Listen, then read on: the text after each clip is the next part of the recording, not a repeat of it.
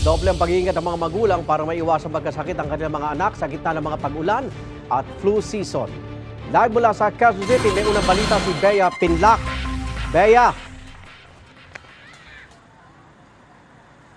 Igan, makulimlimang panahon ngayon dito sa Quezon City at may bagong bagyo na naman. Kaya ang ilang magulang na nakausap natin dito sa Kamuning Elementary School, doble na raw ang paghahanda para iwas sakit ang kanilang mga anak. Nagpapaulan na ang trough o extension ng bagyong Ramil sa ilang bahagi ng bansa. Bagamat wala pang direktang epekto ang bagyo sa Metro Manila, nakaranas ng kaunting pag-ambon sa ilang parte ng Quezon City ngayon dahil sa thunderstorm. Ready ang mga estudyante pati kanilang mga magulang, nakapayong at nakajacket. Nangangamba ang ilang mga magulang na nakausap natin. Bukod daw kasi sa hindi na raw masabi ngayon kung kailan bubuhos ang ulan, takot silang magkasakit ang kanilang mga anak, lalo na't flu season na naman.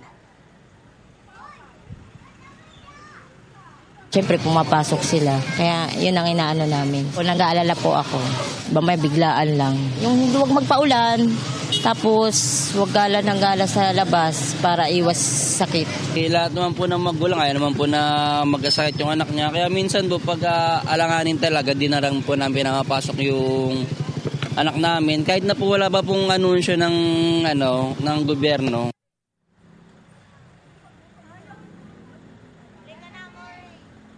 Sa mga kapuso natin na lalabas ngayong umaga o ngayong araw, huwag pong kalimutan ang inyong panangga laban sa ulan at pati na rin sa init. Yan ang unang balita mula rito sa Quezon City. Bea Pinlac para sa GMA Integrated News. Igan, mauna ka sa mga balita, mag-subscribe na sa GMA Integrated News sa YouTube para sa iba't ibang ulat sa ating bansa.